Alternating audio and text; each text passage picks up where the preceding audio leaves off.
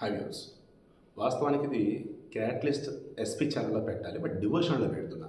ఎందుకంటే మతానికి సంబంధించింది కాబట్టి. క్రైస్తవులు సీరియస్లీ మిగతా దేశాలు వేరు, మన దేశంలో మాత్రం క్రైస్తవం పేరుతో సామాన్యులని ఇప్పటికీ నానా రకాలుగా వివక్షకు గురి చేస్తున్న, వాళ్ళ మీద లేనిపోని విధంగా తమ యొక్క అరాచకత్వం ప్రదర్శిస్తున్న అది కొంతమంది క్రైస్తవులు. బాప్తిజం తీసుకున్న బ్రాహ్మణుడు హడావుడి చేసేదేవుడు క్రైస్తవులు. మతం మారిన రెడ్లు, మతం మారిన అగ్రవర్ణాల వాళ్ళు అంటూ దళిత కులాలకు చెందినటువంటి వారిని తక్కువగా చూస్తూ, అగ్ర కులాల వాళ్ళు ఎప్పుడైతే క్రైస్తవంలోకి వచ్చారో ఆ సంఘంలో కావచ్చు, ఆ చర్చిలో కావచ్చు, వారికి అగ్రతాంబూలం ఇస్తూ వారికి వీరికి మధ్య డిఫరెన్స్ చూపిస్తూ ఇలా కొన్ని సంవత్సరాలుగా జరుగుతుంది లేదా మీరు చెప్పండి.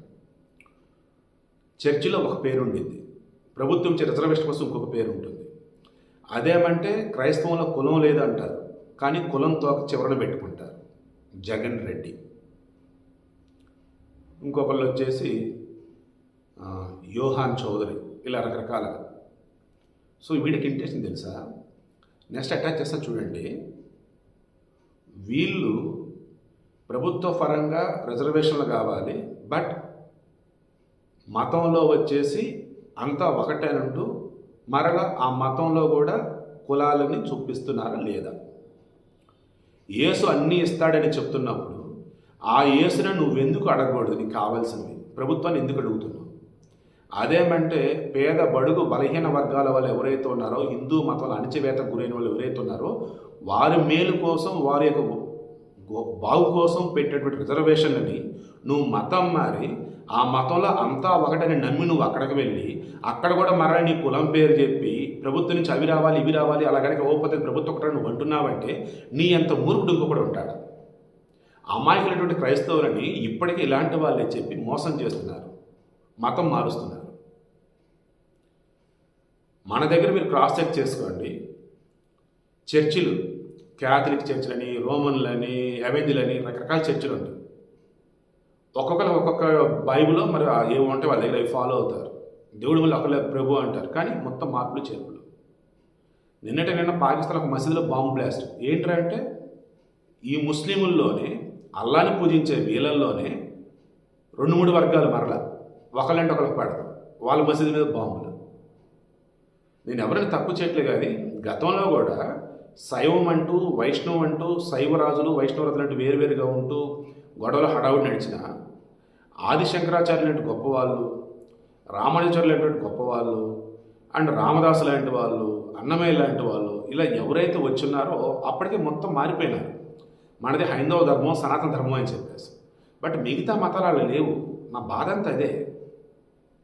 సో ఈ వీడియోకి ఇంట్రెస్ట్ మీకు అర్థమైందా? ఇప్పుడు ఇప్పటికీ కాన్వెంట్ స్కూల్స్లో కూడా, క్యాథలిక్ స్కూల్స్ ఉంటాయి కొన్ని మతపరంగా, అక్కడ కూడా దళిత పిల్లలకి సపరేట్గా, డబ్బున్న వాళ్ళకి సపరేట్గా ఉంటాయి. అక్కడ సీట్లు కావచ్చు, లేదంటే అక్కడ ఉండే రిమైనింగ్ కావచ్చు. ఇది సాక్షాత్తు తమిళ రచయిత్రి, రైటర్ భామ, ఆమె క్లియర్గా చెప్పినారు. ఆమె ఏ స్కూల్కి అయితే అపాయింట్ అయినారో అక్కడ ఆమె చెప్పింది, ఆ స్కూల్లో దళితులను ఒకలాగా చూస్తారు, అగ్రవర్ణాలను ఒకలాగా చూస్తారు.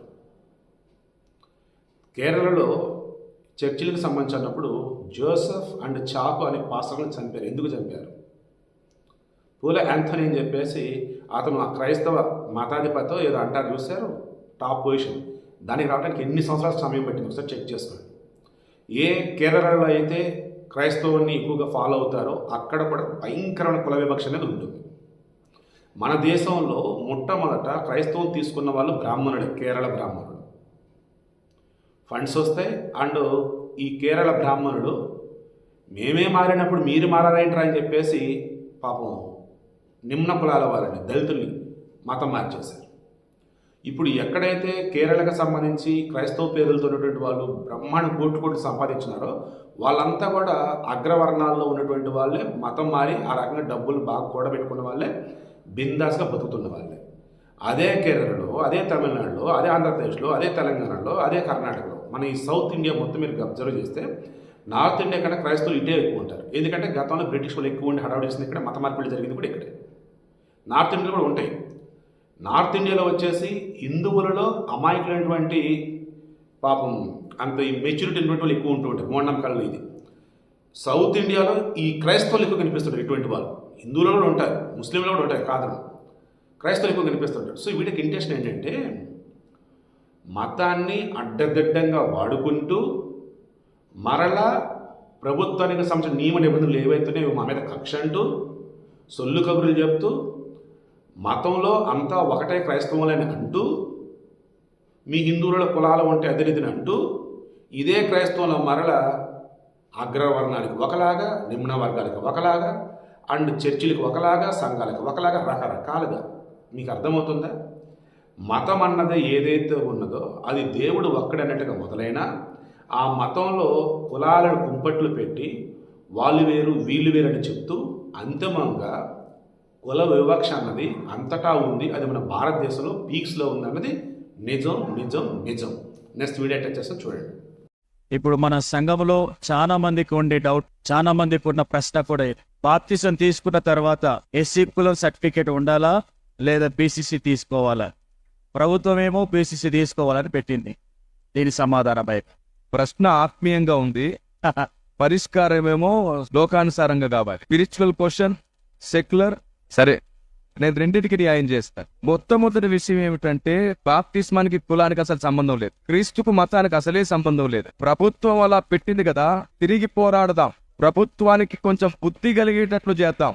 నేను పుట్టడము ఒక వర్గంలో పుట్టాను, వృత్తిని బట్టో నా తల్లిదండ్రులకు అదంతా వచ్చింది. నేను పెరిగి పెద్దవాడినైన తర్వాత నా రక్షకుడు ఈయన అని తెలిసింది. దేవుణ్ణి నమ్మితే మతం ఎందుకు మారుతుందో, కులం ఎందుకు మారుతుందో ముందు జవాబు చెప్పమందాం ప్రభుత్వాలని. యేసు ప్రభును నమ్ముకున్న దర్జాగా మీరు ఏ కులంలో పుట్టారో ఆ కులంలో ఉండండి. ఎందుకంటే కులం మారదు, మతం మారదు. కాదు రిజర్వేషన్, అదే చెప్తున్నాను, అవంతా గవర్నమెంట్ చేసిన కుట్ర, కొందరు మత నాయకులు చేసిన కుట్ర.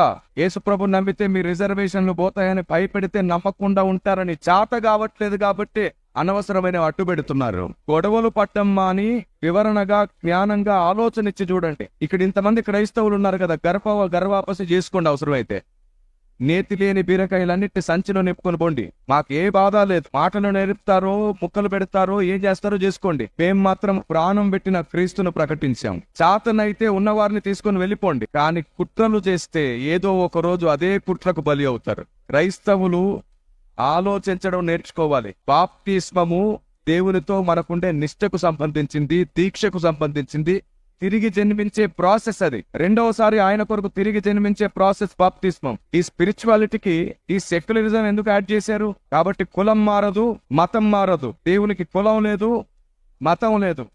రాజకీయాలు ఆడుతున్నటువంటి ఈ ఆటలకు ముగింపు పలకడానికి క్రైస్తవుడు ఒక్కటవ్వాలి.